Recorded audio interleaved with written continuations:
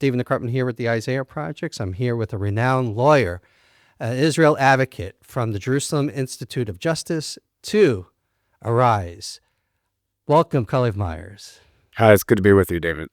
It's great to have you. Obviously, I would like to take you out for coffee and just chat a little bit and catch up on our lives. We've been friends for a long, long time. You were pivotal in helping me specifically to help out a Christian Gaza woman before October 7th to come to a safe place in the Holy Land outside of Gaza because her husband, who was a Christian, was murdered, and we felt her life was threatened, so we got her out of Dodge. So I just want to personally thank you and publicly recognize your pivotal role in this interesting story that took place a few years ago. Obviously, today we're dealing with something that you have been quoted not only in CBN, but other international headlines, the issue of the leaked document of U.S. Ambassador Mike Huckabee regarding visas and Christians, and how the international world and some pundits in the podcast world took this particular story, which affects 200 people in Israel, to make this as a general statement that Israel's against Christianity altogether and preventing Christians coming to Israel. First of all, is this true?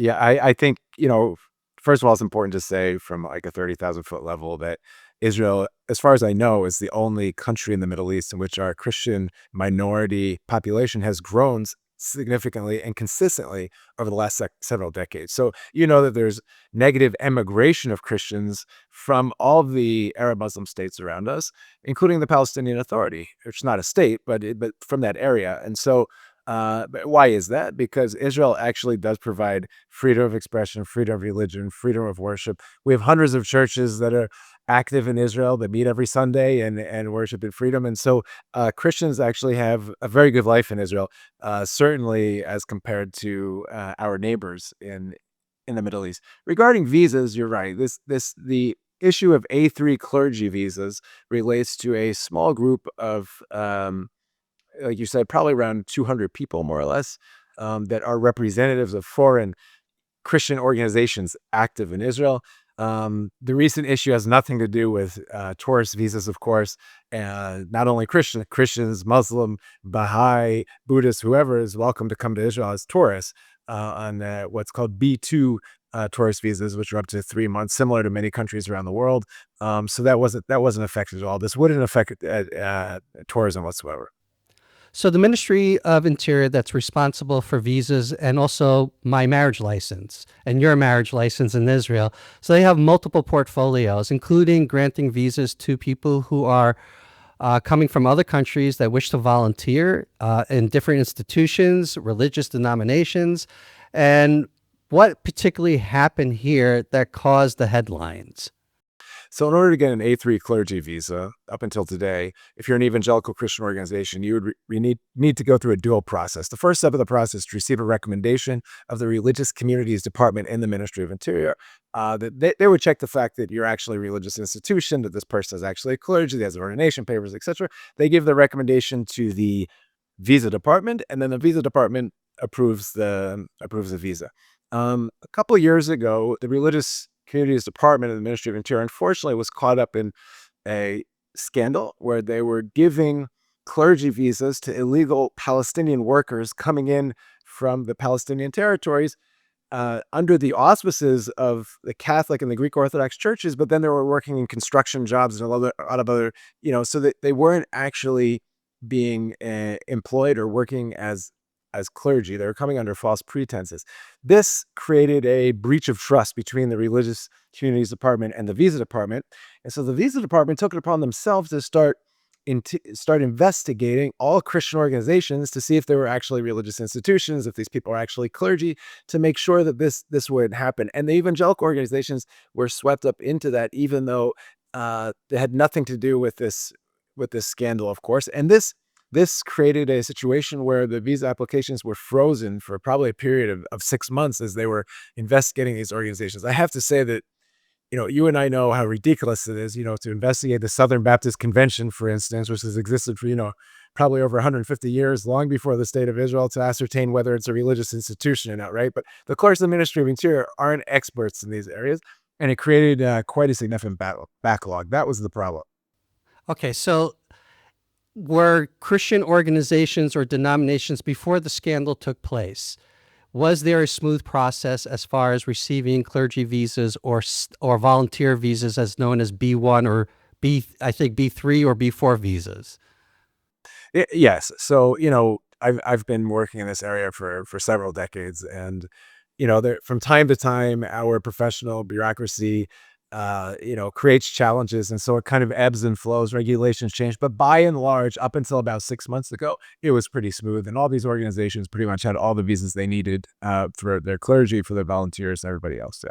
Just to clarify, the scandal took place when? In 2023? So around 2023, I believe. Yeah. Is this before October 7th or after October 7th? Before, It was before. And to did the best October of my 7th? recollection. Okay, so after October 7th, I assume like the priority is dealing with the Ministry of Interior, is dealing with all ministries, where it's dealing with the war itself. Did that in any way affect the investigation or the allocation of visas? I'm not sure. I mean, except to the extent that all of the general public, as well as the government clerks, were very focused on the war issue, and so once they changed the policy within the Ministry of Interior, you know, um, it wouldn't have been the first thing on the government's priority. We've been in the longest war since Israel's history, to straighten out the situation, get the clerks under control, and everything. So it had at least an indirect effect like that. So then I will ask you, how come there was a delay in either the minister or the minister's orders to the particular department, which is, I think, the Religious Communities Division for the Ministry of Interior? Why it took so long to grant the visas to these evangelical organizations?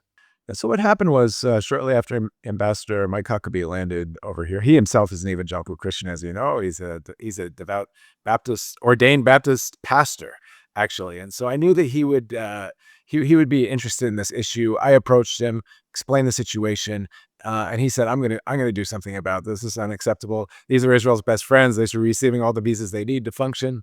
And so he set up a meeting, where he and I went and met together, the Minister of Interior and the senior staff, and we explained to them very clearly what the situation was, how we weren't asking for any special rights. Let's just go back to the status quo when they were recognizing the recommendations for the evangelical organizations from the Religious Communities Department. That's all we want. The minister said, absolutely, we're going to get this done. But then it did take, I don't know, I would say 4 to 6 weeks of continuing to remind him to see what was happening, and the message wasn't getting down through the ranks. I actually don't think it was the fault of the minister, in the sense that there, like many countries, Israel, it's a Western democracy. It does have an entrenched bureaucracy. These career clerks who, some of them see it as their jobs to say no. How can you creatively say no in 1,000 ways? You know what I mean? And so it was just taking time. And finally, Ambassador Huckabee said, this is too much time. The minister promised us. So he sent a very strong letter to the Minister of Interior. He didn't intend it to be leaked to the media. It was supposed to be a private letter. He was very surprised that it was leaked to the media. And of course, that's what caused the big international sensation. So in understanding the complexity of the situation right now, because you have recognized formal religious institutions that go through a regular A3 visa process, and obviously for staff members to also be part of that, of the institutions. And then outside of the recognized religious institutions that operate in Israel, you do, without naming names, of particular Christian Zionist organizations that don't fit in that mold of, let's say, with the Baptist and the Catholic and Greek Orthodox denominations. You do have sincere Christian Zionist organizations doing the work, but they also seem to be challenged to receive the full amount of visas needed to operate so they can work on behalf of the state of Israel and the Jewish people. What do you say about that? There are 4 or 5 large organizations that they are led by evangelicals. That they're not churches or parachurch ministries per se. They do a lot of humanitarian work. It could be, elderly homes for Holocaust survivors. They do large tourism projects, annual conferences around Jewish holidays, and most of them also engage in international advocacy on behalf of Israel, what we call in Hebrew hasbara. They're in a different category than the organizations we're talking about for the A3 visas. Their challenge is they don't really fit in. They're not exactly a business. Should they receive business visas? Not really. Are they a church? Not really. So it's an A3 visa. So over the years, also, it's kind of ebbed and flowed, but we've been able to find solutions in order to keep their senior staff in Israel on a more permanent basis, and for them to receive as many volunteer visas as possible. Right now, they're receiving the visas they need. So let me understand, if someone is a pastor who loves Israel and wants to come to Israel with an A3 visa, do they need a sponsoring religious institution to bring them in, or can someone on an individual basis come in and be granted a visa? No, it needs to be a church or parachurch organization that actually serves the local population in Israel. So, the Southern Baptist Convention, through what's called the Israel Baptist Convention, probably has 30 or 40 churches in Israel. The Assemblies of God probably has 10 to 15 churches in Israel. The United Pentecostal Church, UPCI International, also have about 18 churches in Israel, right? So you would have to come in and serve in one of those churches that exists here, serving a local population of Christians actually to receive that visa. Okay, so with this, 200 visas are affected. It looks like, as a blanket statement, 2 million visas are affected. The real story is it doesn't affect Christians coming to Israel. It was unfortunate that a scandal took place, and then what will you say, a collateral bureaucratic damage took place across the board for all institutions, including those who have a heart for Israel. It's just they had to go through the investigation. I just want to clear that up for our listeners. Okay, so then I will ask you this.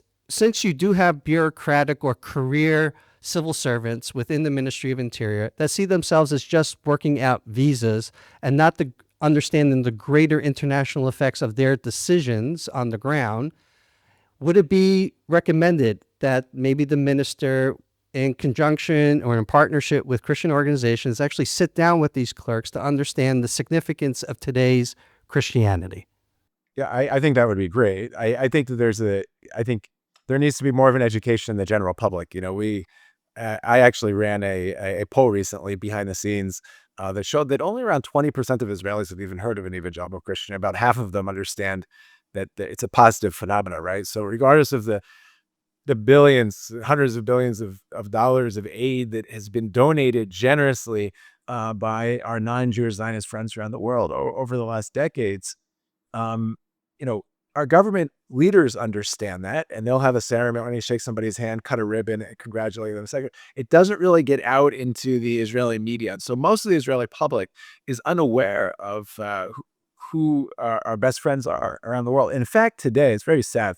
If you're an average Israeli, and we've been attacked on 7 physical fronts with missiles and terrorism over the last 2 years, and and then you open up your television and you see a demonstration against Israel somewhere in a capital city or a campus around the world, and you think that we're alone, and there isn't much hope. It looks like a very hopeless situation if you're not aware of the 400 to 600 million evangelical Christians around the world who love Israel, pray for us on a daily basis, speak up with us for us in within their political system, etc. So I think I think there should be a curriculum within the public school systems talking about who our true allies are around the world, and absolutely to educate The Israeli public at government, large. yes, But I and the think government clerks, of course. Yeah. and the government clerics. I think a first step, and I want to offer this as a possible solution to future problems with visas like this, is maybe one day you and I can work together to provide that. And I just wanted to say that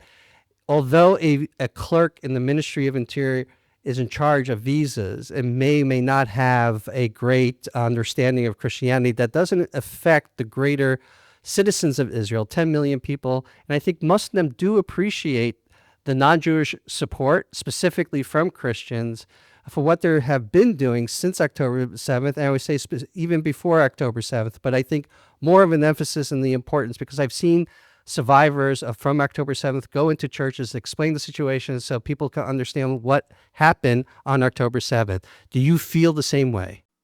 I think there's a growing awareness.